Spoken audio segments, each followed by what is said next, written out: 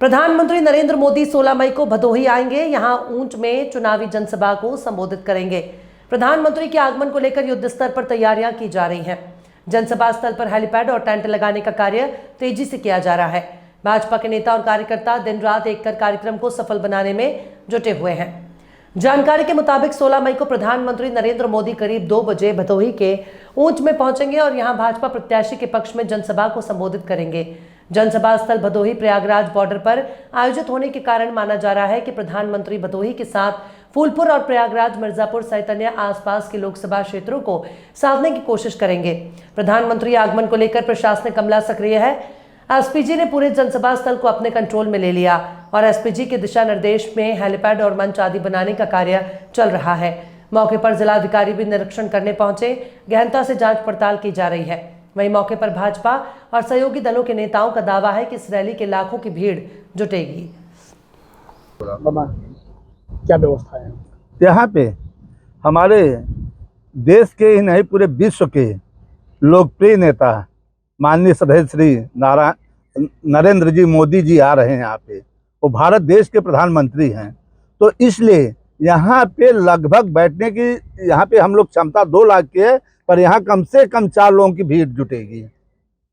क्षमता 2 लाख की है, भीड़ 4 लोगों की। 2 लाख कुर्सियां लगाई जा रही हैं। 2 लाख कुर्सियां लगाई जा रही हैं।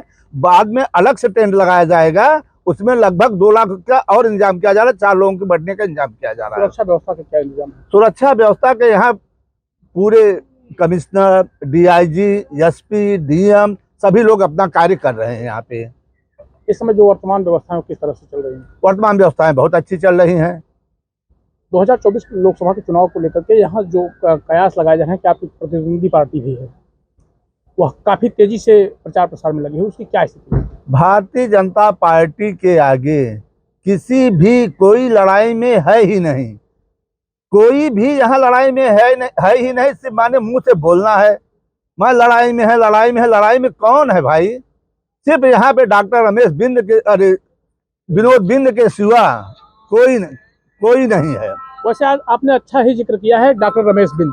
डॉक्टर रमेश बिंद यहाँ से विधानसभा लोकसभा के प्रत्याशी रहे थे, लोकसभा जीते भी थे। उसके बाद इन्होंने एकाएक अकस्मात ऐसा क्या हुआ कि इन्होंने पार्टी चेंज कर ली? इसके बारे में क्या कहेंगे? क्या भदोही चरागाह बन चुकी है? ये भारतीय जनता पार्टी है। इसमें छोटे से कार्यकर्ता जो कभी नहीं सोचता होगा कि मैं इस पद पे चला जाऊंगा। सच्चाई ये है, आप चाहे राजस्थान देख लीजिए, चाहे आप मध्य प्रदेश देख लीजिए, चाहे आप छत्तीसगढ़ देख लीजिए, तो जिसने कभी सोचा भी नहीं है वो मुख्यमंत्री बन सकता है। तो भारतीय जनता पार्टी है, इसमें छोटे से छोटे कार्यकर्ता भी प्रधानमंत्री और मुख्यमंत्री बन सकते हैं। भारतीय जनता पार्टी के विधायक सांसद थे रमेश चंद्र बिंद जी। तो रमेश चंद्र बिंद ने यहाँ से पार्टी छोड़ी क्यों? मेरा कहने का मतलब ये था, उनका मकसद नहीं पूरा हुआ। उन्होंने मकसद था जैसे टिकट नहीं पाया, इसलिए उन्होंने पार्टी छोड़ दिया। उन्होंने 5 सालों में भदोही में कुछ विकास कार्य किया था? किस आधार पर टिकट की मांग करते थे? भारतीय जनता पार्टी, हमारे यशस्वी प्रधानमंत्री और यशस्वी मुख्यमंत्री योगी आदित्यनाथ महाराज जी, चाहे ये भदोही हो चाहे कोई भी डिस्ट्रिक्ट हो, विकास कार्य तो सब जगह हुआ है। कभी हम लोगों को चलने के लिए सड़कें नहीं थी, न बिजली की व्यवस्था कभी नहीं थी।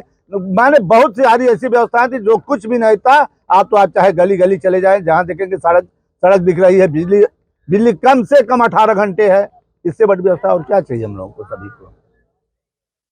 देखिए, भदोही लोकसभा के लिए परम सौभाग्य की बात है कि 16 मई को दिन में 11 बजे हमारे देश के यशस्वी प्रधानमंत्री परम आदरणीय नरेंद्र मोदी जी का आगमन होने जा रहा है और भदोही लोकसभा के सभी भारतीय जनता पार्टी के कार्यकर्ता एवं यहाँ की सभी सम्मानित जनमानस बहुत ही उत्साहित है मोदी जी को सुनने के लिए, उनको देखने के लिए।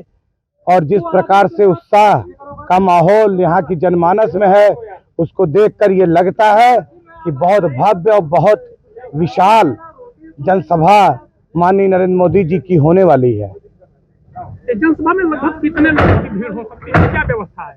अब इस जनसभा में 2 लाख से ऊपर की भीड़ आने की पूरी संभावना है, क्योंकि जिस प्रकार से लोगों में उत्साह है लोगों को मोदी जी को सुनने के लिए, उनको देखने के लिए जो आम जनमानस में बेताबी है, उसको देख के ऐसा लग रहा है कि ये बहुत विशाल जनसभा, लगभग 2 लाख से ज़्यादा लोगों की जनसभा यहाँ पर होने जा रही है।